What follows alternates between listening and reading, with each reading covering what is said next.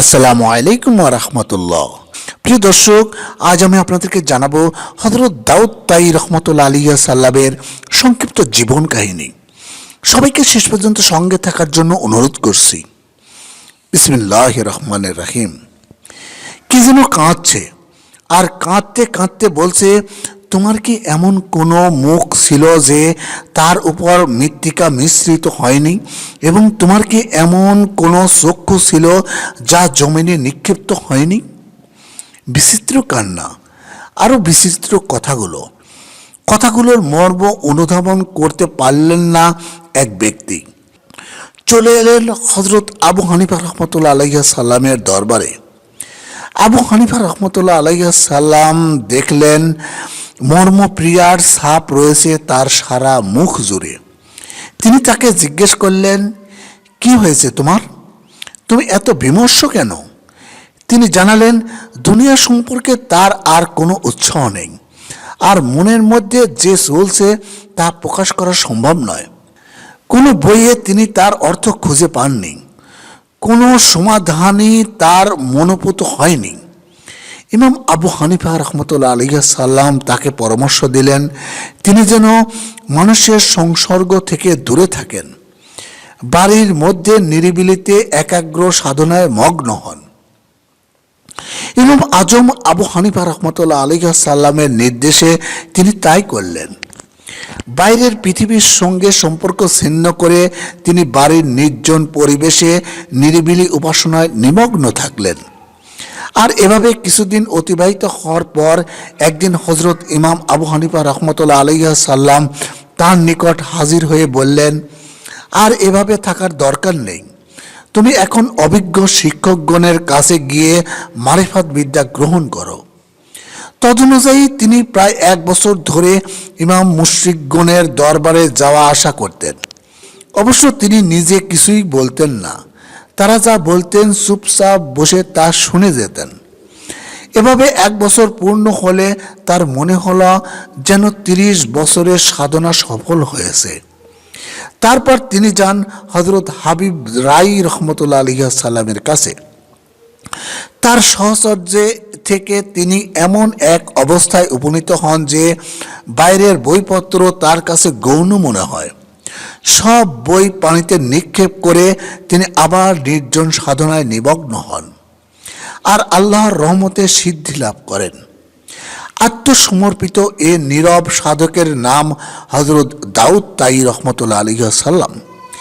সাধনার ক্ষেত্রে তিনি ছিলেন নেতৃস্থানীয়। বিশেষত ফিকহ শাস্ত্রের তার স্থান ছিল শীর্ষে। ইমাম আজম আবু হানিফা রহমতুল্লাহ আলাইহি সাল্লামের তিনি এক সুযোগ্য শিষ্য। দীর্ঘ 20 বছর ধরে তিনি তার কাছ থেকে তত্ত্বজ্ঞান লাভ করেন।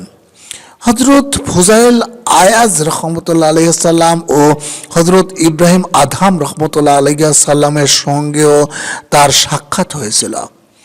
আর আগেই বলা হয়েছে হজরত হাবিব রাই রহমতুল্লাহ আলাইহি সাল্লাম ছিলেন তার মারিফাতের মুর্শিদ।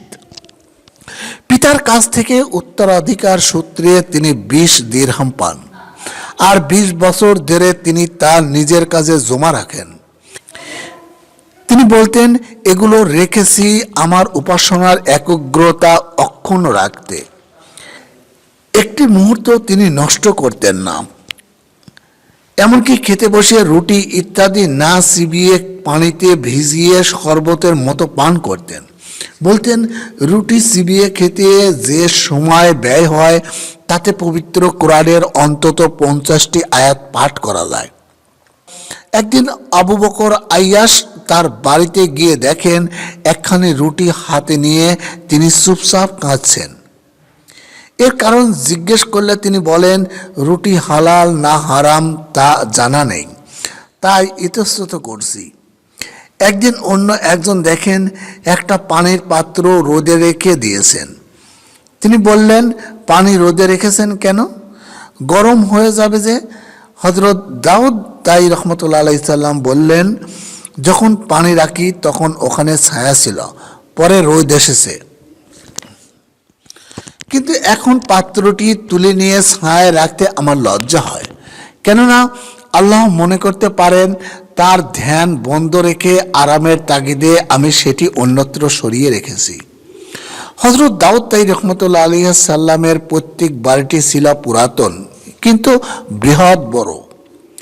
বাড়ির এক অংশ ভেঙে পড়ায় তিনি অন্য অংশে বাস করতে থাকেন।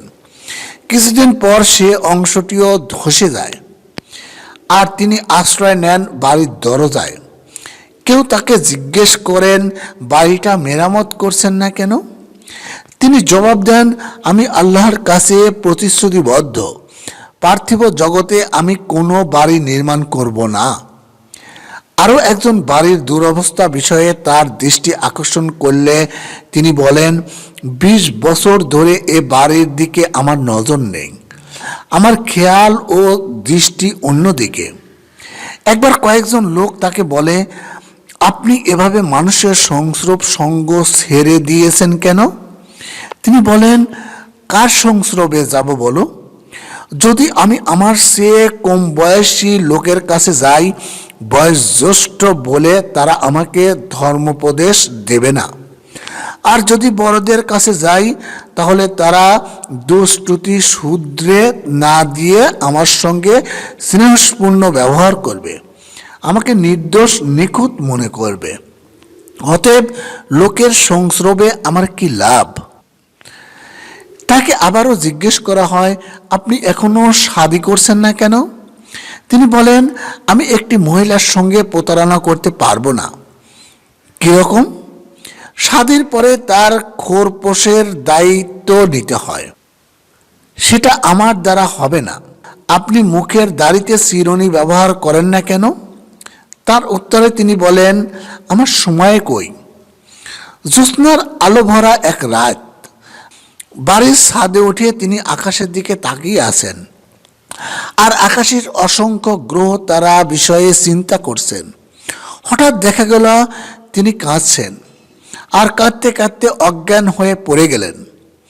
পতনের শব্দে আশপাশের লোকেরা ভাবল হয়তো ছাদে চোর উঠেছে। তড়িঘড়ি ছাদের উপরে উঠে এসে তারা দেখে হযরত দাউদ তাই রহমতুল্লাহ আলাইহিস সালাম পড়ে রয়েছেন। তারা বলে, আপনাকে এভাবে কে ফেলে দিল? তিনি বললেন, তা তো বলতে পারিনি, কেননা আমি জ্ঞান হারিয়েছিলাম। শোনা যায় তিনি একাধারে রোজা রাখতেন। এক গ্রীষ্মের দুপুরে রোদে বসে তিনি উপাসনা করছেন। মা তাকে ছায়ায় বসতে বললেন, কিন্তু তিনি বললেন, আত্মার আরামের উদ্দেশ্যে স্থান পরিবর্তন করতে তার লজ্জা হয়। বাগদাদ শহরের লোক তাকে বড্ড জ্বালাতে শুরু করে। অতিষ্ঠ হয়ে তিনি আল্লাহর দরবারে বলেন, দয়াময়, আপনি আমার পরনের কাপড়খানি নিয়ে নিন, তাহলে আমি আর জামাতে অংশ নিতে পারবো না, মানুষের সঙ্গে আমার দেখা সাক্ষাৎও হবে না। আল্লাহ তার প্রার্থনা পূরণ করেন। একদিন সত্যি তার পরনের কাপড় হারিয়ে যায়। তখন গভীর নির্জনে ইবাদত উপাসনা করার অঢেল সুযোগ এসে যায়। হযরত দাউদ তাই রহমতুল্লাহ আলাইহিস সালাম ছিলেন চিন্তাশীল, বিষণ্ণ মানুষ। কোনো সময়ে তাকে প্রসন্ন দেখাতো না। তিনি বলতেন, প্রতি মুহূর্তে মনে যার আল্লাহর ভয়, সে প্রসন্ন থাকবে কি করে?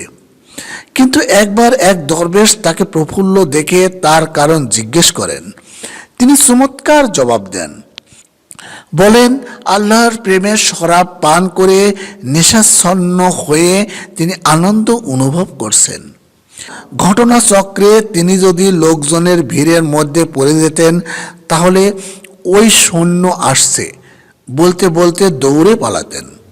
তারা জিজ্ঞেস করত, কার সৈন্য আসছে? তিনি বলতেন, কবরস্থানের মৃতদের সৈন্য। তিনি প্রচুর অমূল্য উপদেশ দিয়ে গেছেন, যেমন ১ নম্বর, দুনিয়া থেকে রোজা রাখো আর পরকালে গিয়ে ইফতার করো।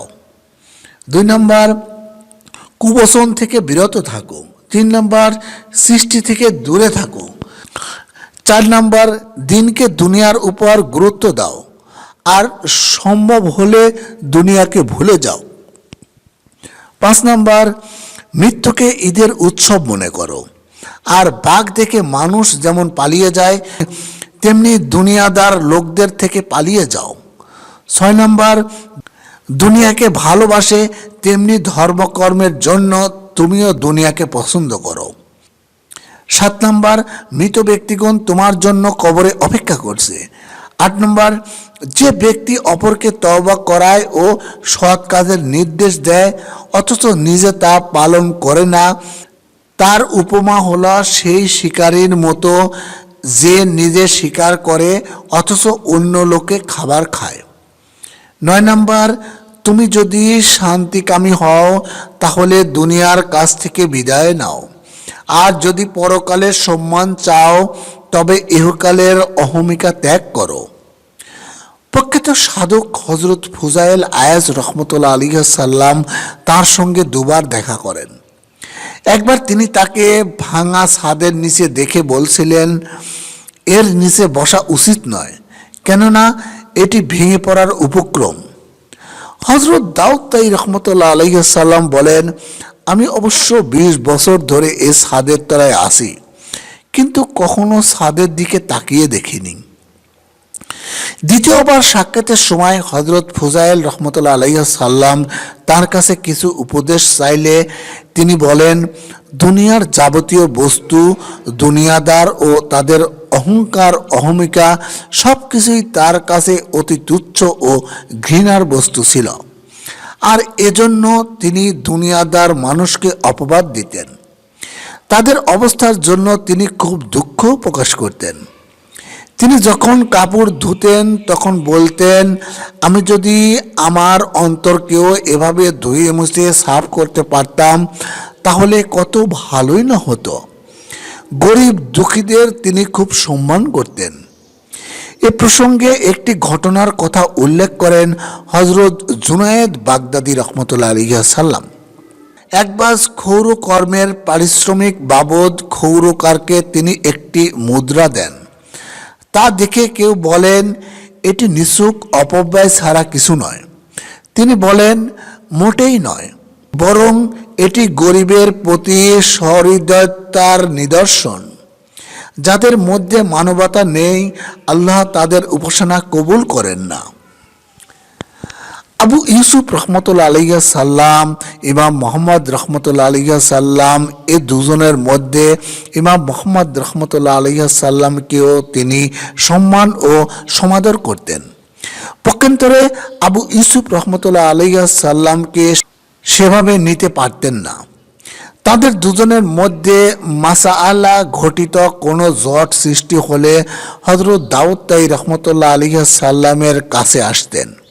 দাউদ তাই রহমতুল্লাহ আলাইহি সাল্লাম আবু ইউসুফ রহমতুল্লাহ আলাইহি সাল্লামের সঙ্গে কথা বলতেন না, এমনকি তার নামটা পর্যন্ত মুখে আনতেন না। ইমাম মুহাম্মদ রহমতুল্লাহ আলাইহি সাল্লামের বক্তব্য সঠিক হলে বলতেন, হ্যাঁ তোমার কথাই ঠিক। আর যদি আবু ইউসুফ রহমতুল্লাহ আলাইহি সাল্লামের কথা যথার্থ মনে হতো বলতেন, হ্যাঁ এ লোকটি ঠিকই বলেছেন। দুজনের প্রতি দুরকমের ব্যবহারের কারণ জিজ্ঞেস করলে তিনি বলেন, ইমাম মোহাম্মদ রহমতুল্লাহ আলাইহি সাল্লাম ধন সম্পদ তুচ্ছ করে সাধনার পথে এসেছেন। ধন মান খ্যাতি প্রতিষ্ঠার চেয়ে তিনি বেশি মূল্য দিয়েছেন ধ্যান জ্ঞানকে। কিন্তু আবু ইউসুফ রহমতুল্লাহ আলাইহি সাল্লাম ঠিক এর বিপরীত। ইমাম আজম নীতির প্রশ্নে কারাবরণ করেছেন, কিন্তু কাজীর পদ গ্রহণ করেননি। অথচ তারই শিষ্য আবু ইউসুফ রহমতুল্লাহ আলাইহি সাল্লাম শিক্ষা গুরুর দৃষ্টান্ত সামনে থাকা সত্ত্বেও কাজীর পদে ব্রত হন।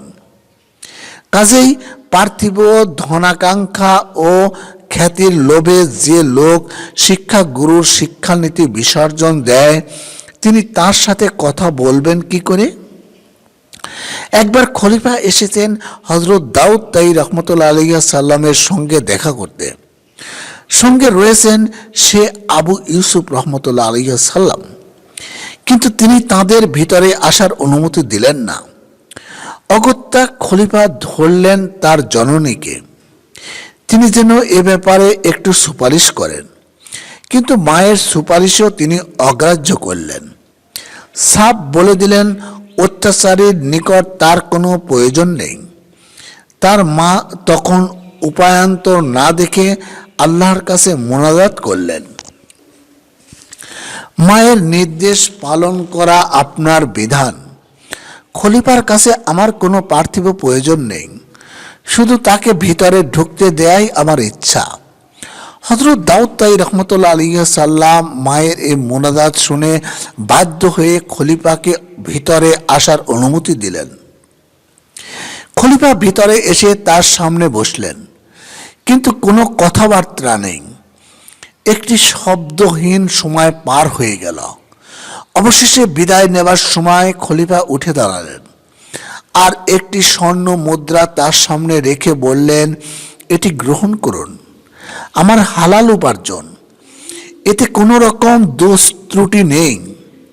হযরত দাউদ তাই রহমতুল্লাহ আলাইহিস সালাম বললেন, এটি আপনি তুলে নেন, আমার অর্থের প্রয়োজন নেই। আমার বাড়িখানা বৈধ মালপত্রের বিনিময়ে বিক্রি করেছি, তাতেই আমার চলছে। আল্লাহকে বলেছি, যেদিন মালপত্র শেষ হয়ে যাবে তিনি যেন সেদিন আমাকে তার কাছে ডেকে নেন। পৃথিবীর কারো কাছে আমি হাত পাততে চাই না। আশা করি আল্লাহ আমার প্রার্থনা পূরণ করবেন। খলিফা বাধ্য হয়ে মুদ্রাটি তুলে নিয়ে চলে গেলেন। ইমাম আবু ইউসুফ রহমতুল্লাহ আলাইহি সাল্লাম হযরত দাউদ তাই রহমতুল্লাহ আলাইহি সাল্লামের এক অনুচরকে ডেকে জিজ্ঞেস করলেন, সংসার খরচের জন্য কি পরিমাণ টাকা তার আছে? তিনি বললেন, 10 দিরহাম রূপোর টাকা এখনো হাতে আছে, আর দৈনিক 1 দিরহাম খরচ হয়। এরপর একদিন ইমাম আবু ইউসুফ রহমতুল্লাহ আলাইহি সাল্লাম মেহরাবে পিঠে লাগিয়ে মসজিদে বসে আছেন। হঠাৎ বলে উঠলেন, আজ দাউদ তাই রহমতুল্লাহ আলাইহি সাল্লাম ধরাধাম ত্যাগ করেছেন। পরে জানা গেল তার অনুমান সত্য। তাকে জিজ্ঞেস করা হলো, এখানে বসে তিনি কি করে এ খবর পেলেন? ইমাম ইউসুফ রহমতুল্লাহ আলাইহি সাল্লাম বললেন, হিসেব করে দেখলাম তার দৈনিক খরচের টাকা ফুরিয়ে গেছে। আর আমি ভালো করেই জানি হযরত দাউদ তাই রহমতুল্লাহ আলাইহি সাল্লামের প্রার্থনা কখনো বৃথা যায় না। হযরত দাউদ তাই রহমতুল্লাহ আলাইহি সাল্লামের ইন্তেকাল। ইমাম ইউসুফ রহমতুল্লাহ আলাইহি সাল্লাম দাউদ জননীকে জিজ্ঞেস করে তার ওফাতের বিবরণ শুনলেন। হযরত দাউদ তাই রহমতুল্লাহ আলাইহি সাল্লাম সারা রাত ধরে নামাজ পড়েছেন। শেষ রাতে সে সিজদায় গেলেন আর উঠলেন না। অনেকক্ষণ পর ফজরের সময় হলে তার মা তাকে নামাজের সময় হয়েছে বলে জাগাতে গেলেন, কিন্তু ডাকাডাকির পরও তার মাথা যখন মাটি থেকে উঠল না, তখন তিনি তার কাছে গিয়ে দেখলেন তিনি আর নেই। সবাইকে ছেড়ে শেষ নিঃশ্বাস ত্যাগ করে তার প্রভুর কাছে চলে গেছেন। ইন্না লিল্লাহি ওয়া ইন্না ইলাইহি রাজিউন। হযরত দাউদ তাই রহমতুল্লাহ আলাইহি সাল্লাম সম্পর্কে সাধকের মন্তব্য। একজন সাধক বলেন, দারুণ গরমে রোদে বসে তিনি একটি পাক কোরআন তেলাওয়াত করছিলেন। তরুণের নিচে ওই জায়গায় তিনি রাতেও শুতেন, আর বালিশের বদলে মাথার তলায় রাখতেন একখানা ইট। মনুষ্য অবস্থায় তাকে এভাবে কোরআন পড়তে দেখে তাপস বলেন, হুজুর, আপনি রাজি হলে আপনাকে একটু আরামদায়ক জায়গায় নিয়ে যেতাম, তাতে আপনার কষ্ট কিছুটা লাঘব হতো। তিনি উত্তর দিলেন, নফসের আরাম ও শান্তির জন্য কোনো কিছু করা লজ্জাজনক বলে আমি মনে করি। আমি এখনো প্রবৃত্তির কাছে কোনো দিন পরাস্ত হইনি। এ শেষ সময়েও আমি তার কাছে পরাজিত হতে চাই না। বিদায় মুহূর্ত আসন্ন হয়ে উঠলে তিনি ওসিয়ত করে গেলেন, তার মৃত্যুর পর তাকে যেন তার ওই ভাঙা দেয়ালের কাছেই দাফন করা হয়, যাতে কবরের কাছে কোনো দিন বেশি লোক সমাগম না হয়। যে রাতে তিনি শেষ নিঃশ্বাস ত্যাগ করেন, সে রাতে বহু দূরের এক দরবেশ স্বপ্নে দেখেন হযরত দাউদ তাই রহমতুল্লাহ আলাইহি সাল্লাম যেন সশরীরে শূন্যে ভেসে বেড়াচ্ছেন। ঘুম ভাঙার পর স্বপ্নের এই বিবরণ নিবেদন করার জন্য তিনি দ্রুত ছুটে চললেন তার বাড়ির দিকে, কিন্তু সেখানে পৌঁছে দেখলেন সব শেষ। শোনা যায় তার মৃত্যুর পর শূন্যে একটা শব্দ শোনা গেল। দাউদ তার গন্তব্য স্থলে পৌঁছেছেন আর আল্লাহ তার প্রতি খুব খুশি হয়েছেন। প্রিয় দর্শক, আশা করি সবাই বুঝতে পেরেছেন হজরত দাউদ তাই রহমতুল্লাহ আলাইহি সাল্লামের সংক্ষিপ্ত জীবন কাহিনী। যারা চ্যানেলটিতে নতুন এসেছেন তাদেরকে অনুরোধ করছি সাবস্ক্রাইব, শেয়ার এবং লাইক করার জন্য এবং সেই সঙ্গে ইসলামী বিভিন্ন বিষয় প্রচারে সহযোগিতা করার জন্য। সবাই ভালো থাকবেন। আল্লাহ হাফেজ।